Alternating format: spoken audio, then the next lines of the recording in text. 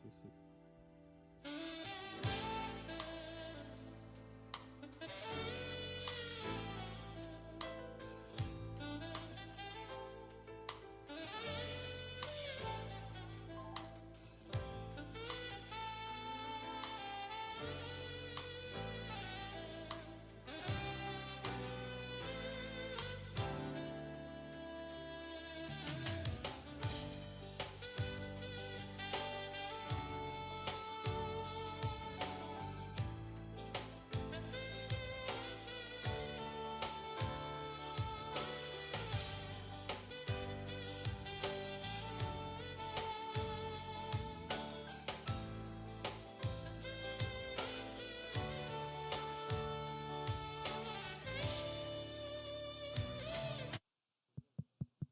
Español, español.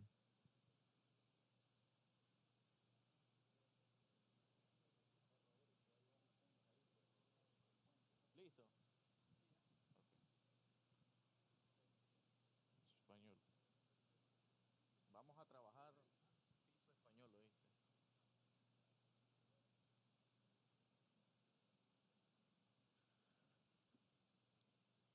Español, español. Español, español, español. Español, español, español.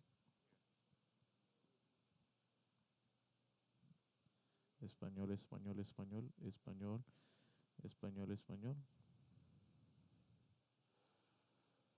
Español, español, español. Español, español, español. Prueba de sonido. Sí, sí, sí. Inglés. Español, español. Español.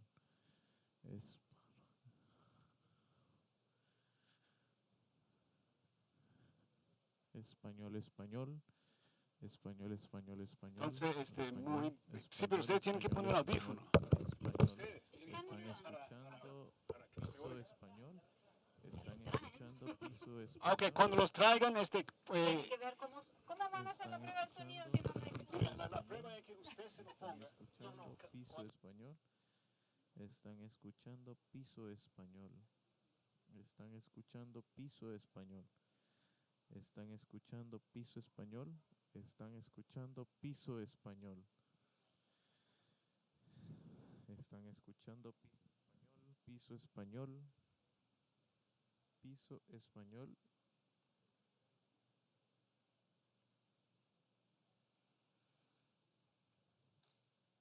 ¿Están escuchando piso español?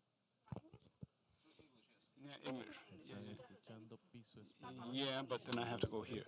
Okay, so very good morning to everyone. We are speaking in English. We are making a test to see how we are doing this morning with our dear ProLancer company at I believe, the 9th International Pharmaceutical Congress being held in the Fernando Gordillo Auditorium at the UNAN University in Managua. It is now approximately, or actually to be fairly exact, it is 8:23 and 35 seconds in the morning on the 20th day of May of the year 2025. And again, we are testing the equipment to ascertain that once things get started, we're all set and ready to go. We're still waiting for Mr. Leva to show up, and then our booth will be complete. Of course, for the moment, I see no one in either the Spanish or Russian booth. And my colleague is off to see if people are listening and if we're doing okay. So if English is okay, see?